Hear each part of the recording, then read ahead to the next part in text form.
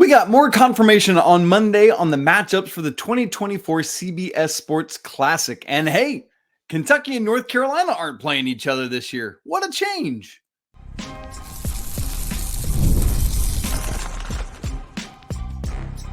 You are Locked On College Basketball, part of the Locked On Podcast Network. Your team every day.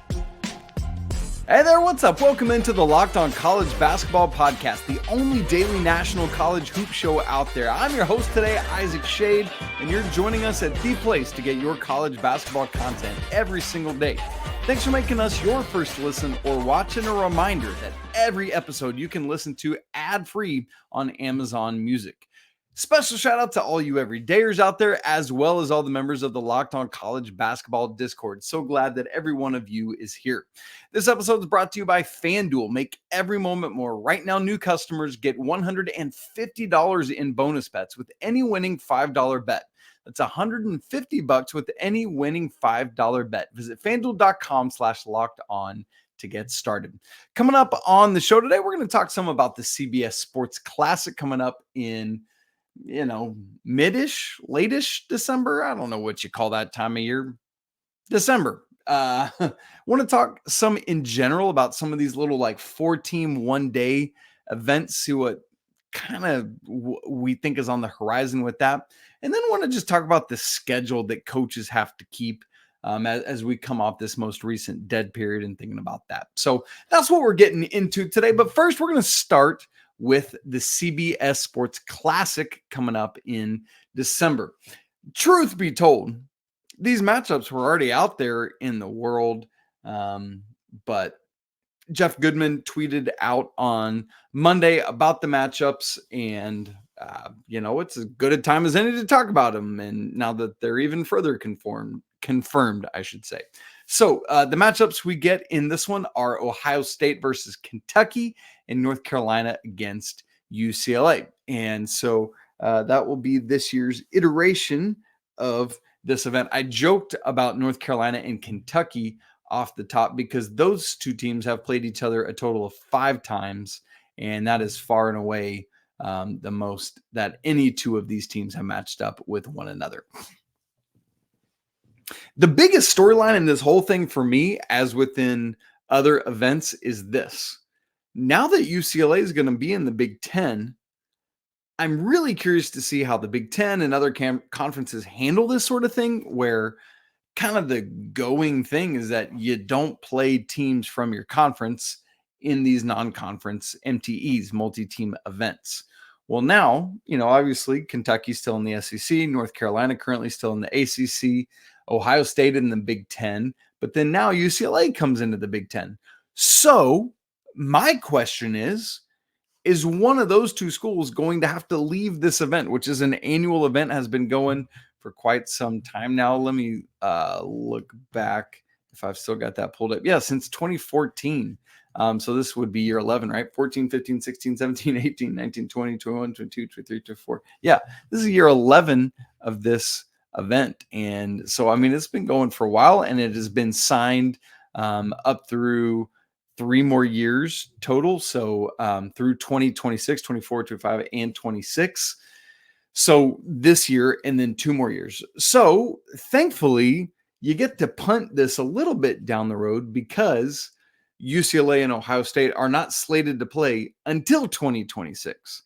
So you got 2 years to make a plan, but also, who even knows what the landscape's going to be in 2026? Our conference is going to be a thing. Is the Big Ten going to be a thing? Is Ohio State going to be in the Midwestern Atlantic West? What? I'm just making up conference names at this point, right? You know what I'm saying? It's just, it's so hard to know what the landscape of college athletics in general and college basketball as part of that is going to be 24. Well, I guess that's December. So 30-ish months from now, right? We don't know. But we wait and see. It is something to certainly watch, and that it's not unique to that event. In fact, we'll talk more about that coming up in segment 2 today. But a couple other bits of information with this thing. My expectation, I had said this a while ago, is that this event would be played on December 21st. That was another part of Jeff Goodman's reporting from sources on Monday. Kind of reason being, as you look at where it has fallen, this is an event that's always on a Saturday. It's never been earlier than December 16th, which was last year. That's when it fell. That was the earliest ever. Plus, there was a leap year since then. So if you kept moving it up, which it's been in the last several years, it would be December 14th. They're not going to play it that early. They can't. I'll tell you why in a second. And then the latest it's ever been played is the 23rd. So I'm not expecting to go back to the 28th as well. I mean, they're not going to play it after Christmas. Never have. I don't see them do. I mean, maybe if you make a big change, and that's fine. But I don't expect it to be, I should say, expect it to be either the 14th or the 28th. Plus, as you look at some of the scheduling, for example, I looked and North Carolina is playing a non-conference game against McNeese on December 14th. So it can't be there. All of that led me to December 21st, which is what Jeff Goodman was confirming on Monday. In terms of location for this year, it floats around to bigger cities. It's been to United Center and Las Vegas, to T-Mobile out there. 2 years ago, it was at Madison Square Garden. Last year, it was down in Atlanta. And the rumor is, as Goodman reported, is that it's going to be at MSG again this year. Now, here's what's interesting about that possibility. This event was at Madison Square Garden 2 years ago, 2022. That was the first time it's ever been there. And then they're talking about it coming back just 2 years later with an Atlanta in between. That's really interesting to me and curious. There have been other, kind of every other year things, like as you look at United Center, I think it was maybe not that close together. What was I thinking of? T-Mobile was pretty close. Yeah, it was played at T-Mobile in Las Vegas in 16, 19, and 21. And so there's that side of things. Now, it has been in New York before, but it was at Barclays. So there's kind of a little bit of a difference there if you're looking at it. But let's say this, though. I love this event being at Madison Square Garden. I think, MSG is known as the most famous arena in the world. Putting college basketball there around Christmas time, man, that's good. Families are going to go. Fan bases are going to go. Hey, let's go see the tree at Rock Center. Let's go skating. Let's do let's go see the Rockettes. Let's go see a basketball game while we're there on a weekend. I mean, I love that for these four fan bases, for UCLA, Ohio State, Kentucky, North Carolina. Now, I get it. They can't just keep going to MSG because you got to get out west for UCLA. You got to go to a more southern location for Kentucky and Carolina, although I know both those schools want to be in New York to be able to recruit there and do things like that. But ultimately, I think being at MSG, huge win for this event. Plus, why do we have to go to the West Coast? UCLA is coming to the Big Ten now, so that's a whole thing. History of the event, here's where it is. Kentucky and North Carolina have played in it 10 games worth. Ohio State and UCLA have played in it 9 games worth. They both missed the 2021 year with last minute COVID things. So switched all the partners around, and ultimately Kentucky and North Carolina played. So Kentucky overall 5-5, 4-1 versus North Carolina, but then losing records against both Ohio State 0-2 and UCLA 1-2. North Carolina is 6-4 overall. That's the best record of the four. Losing record against Kentucky 1-4. Interesting. But undefeated against both Ohio State and UCLA 3-0 and 2-0 respectively. Ohio State right on North Carolina's heels at 5-4. I guess so is Kentucky, honestly, at 5-5. Ohio State is undefeated against Kentucky 2-0, but has never beaten North Carolina, as we just talked about, 0-3, but is 3-1 against UCLA. UCLA is 3-6 overall in this event, which is the worst record. They're 2-1 versus UK, so a winning record against the Wildcats, but 0-2 against North Carolina, 1-3 against Ohio State. So it's kind of weird how these teams have played out. North Carolina has the best overall record, but they're the only team that doesn't have a winning record against Kentucky, right? Like those kind of things that you expect. And so we'll see what happens this year. But again, we will get North Carolina versus UCLA, Ohio State versus Kentucky. Keep your eyes open for that. Should be a lot of fun for this event. Now, one of the questions is, will events like this go away? Will they turn into NIL events? What's going to happen with them? We'll talk about all that coming up in just a second. right after I tell you about LinkedIn. When you're hiring for your small business, you want to find quality professionals that are right for the role. That's why you got to check out LinkedIn Jobs, which has the right tools to help find you the professionals for your team faster and for free. LinkedIn isn't just some other job board. They help you hire professionals that you can't find anywhere else, even those who might not even be actively searching for a job, but they might just be open to that perfect role. In a given month, over 70% of LinkedIn users don't visit any of the other leading job sites, meaning if you're not looking on LinkedIn, you're looking in the wrong place. Also on LinkedIn, 86% of small businesses get a qualified candidate within 24 hours. So hire professionals like a professional on LinkedIn, who, by the way, know that you as a small business are wearing so many different hats and you might not have the time or resources to hire or do things well. So they're doing stuff to take care of you, like launching a feature to help write job descriptions. How cool is that? And how much more efficient is that going to make your job and life? So post your job for free at linkedin.com/lockedoncollege. Again, linkedin.com/lockedoncollege to post your job for free. Terms and conditions apply. All right, so CBS Sports Classic is not unique in being like a one-day, four-team, multi-team event. By the way, that doesn't disallow you from participating in the like 3-day long MTEs. You should be aware of. We have others of these. Think about Champions Classic that has been right. For a while it kicked off the college basketball season. Right now it's in or around the first week. That's Duke, Kentucky, Michigan State, and Kansas every year. Really, really good lineup of those four schools. You've got the Jumpman Invitational, which is in its third year this year. It will complete a full rotation. That has been like basically Jumpman sponsored schools. So Florida, Oklahoma, North Carolina, and Michigan are those four schools. And then things like Jimmy V Classic played at MSG, for example. Last year, we had a great Jimmy V Classic. If I remember correctly, Jimmy V last year, I want to say FAU Illinois was the first game and UConn North Carolina was the second game. I mean, really, really good event there. Let me see. Jimmy V Classic. I'm looking it up in real time. Yeah, last year. FAU, Illinois, North Carolina, UConn. That's great stuff. Wonder if they've already got the 2024 Jimmy V Classic up. A report, this is from May 30th, so really recently, Arkansas will face Michigan at the Jimmy V Classic. Boy, that'll be fantastic. I had missed that one. Anyway, so you've got a bunch of these 4-team one-day MTEs.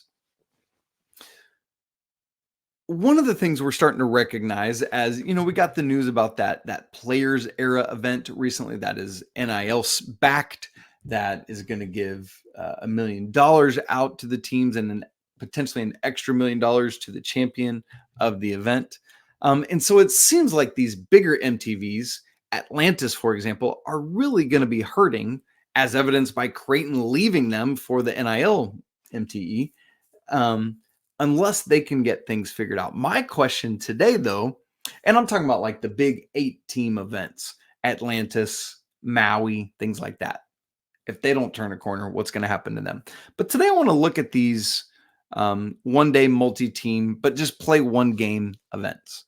All it is 4 teams going somewhere and you play each other. There are some that it's the same teams everywhere, like the Champions Classic, like the CBS Sports Classic. You've got some where it changes every year, like Jimmy V, where you got different teams all the time.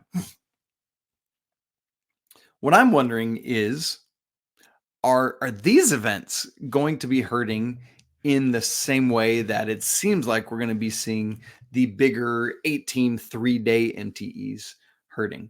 How do you make it worth a team's while to make a big long trip to play one day, right? Like, why is it worth it, going back to CBS Sports Classic, for UCLA to fly to New York, to Madison Square Garden to play this game? Could they not be better suited playing it somewhere else? Well, if you get NIL involved in that, it's like, oh, you want us to come to New York? Yeah, boom, we're in, we'll be there. LaGuardia, where are we flying into? JFK? EWR? What's going on? Right? So I'm interested in that. Now, at the very least, one of the things that's going to happen is you got to expect that we're going to see these updated because of realignment.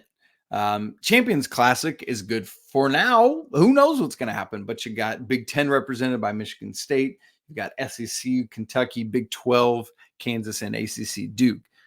But who knows how that picture moves around?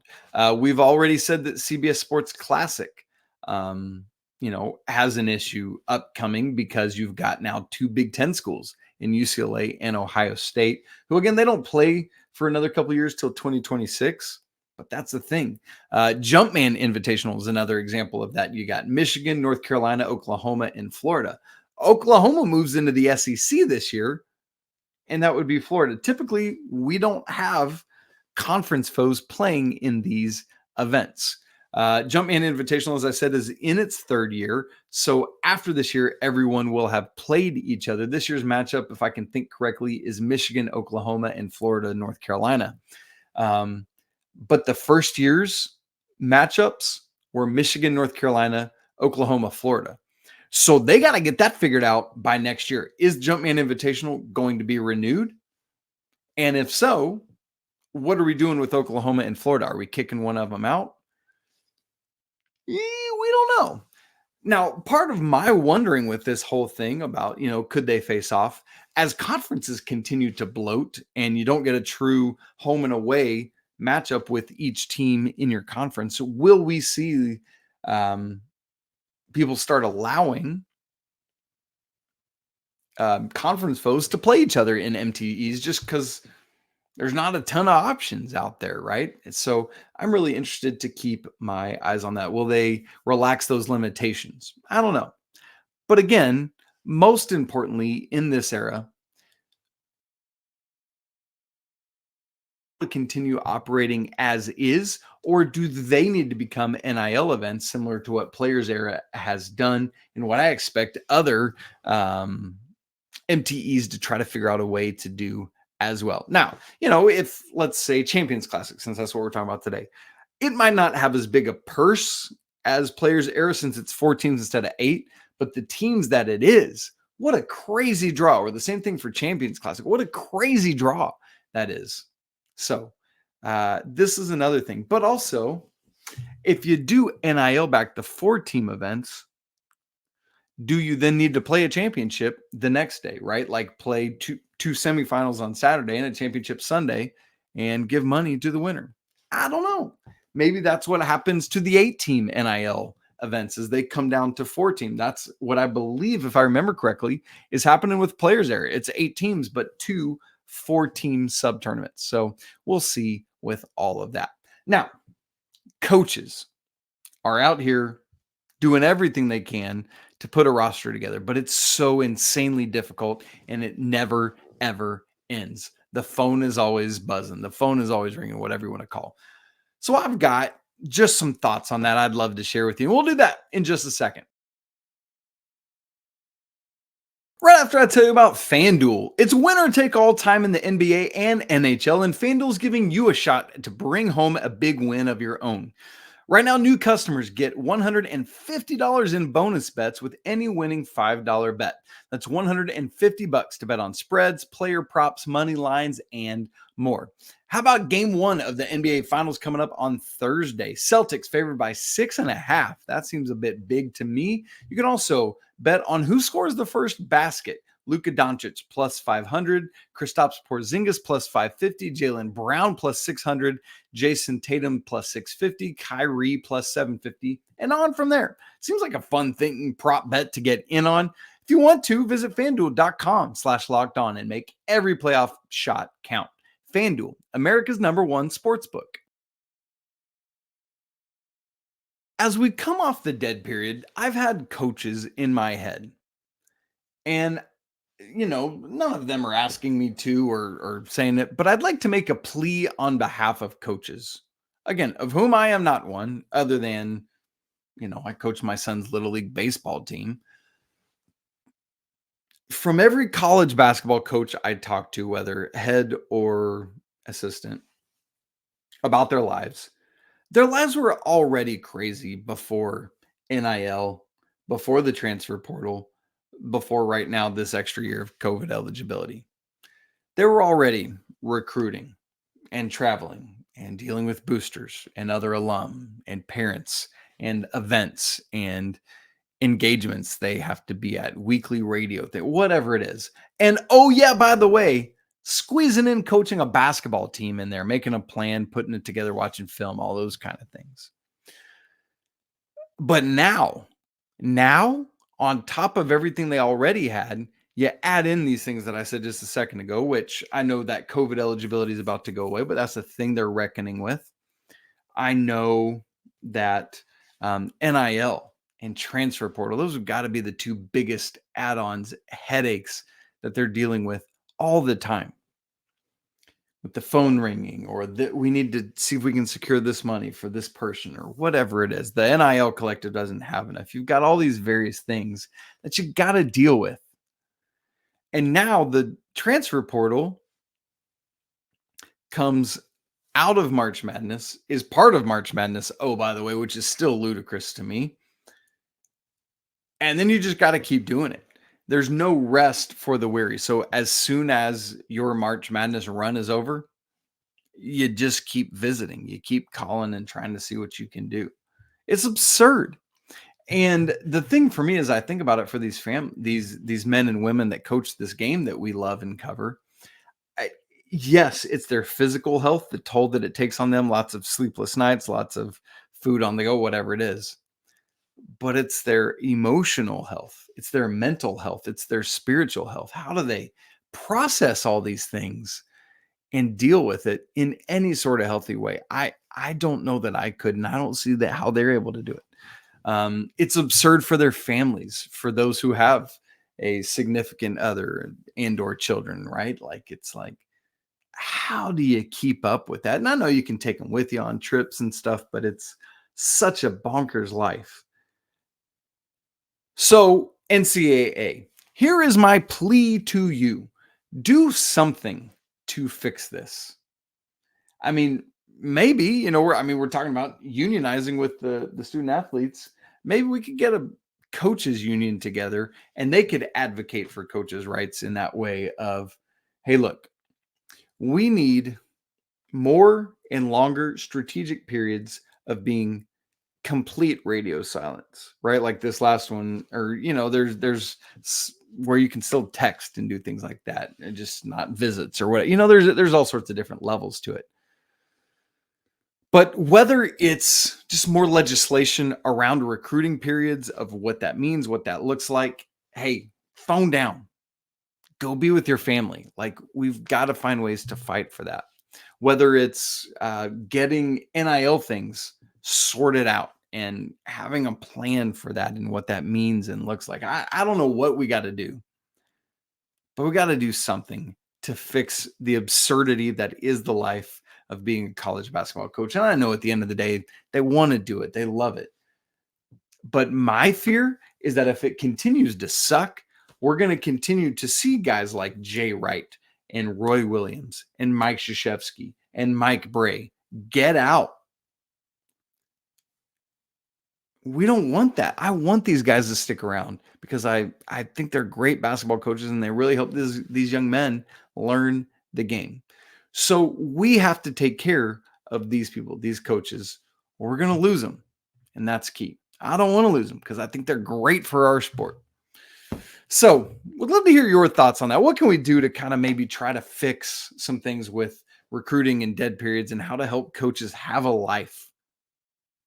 Seems really difficult. Well, that's it for today's show. If you haven't subscribed on audio and video, very simple to do. Open up your favorite audio podcast platform or podcast app.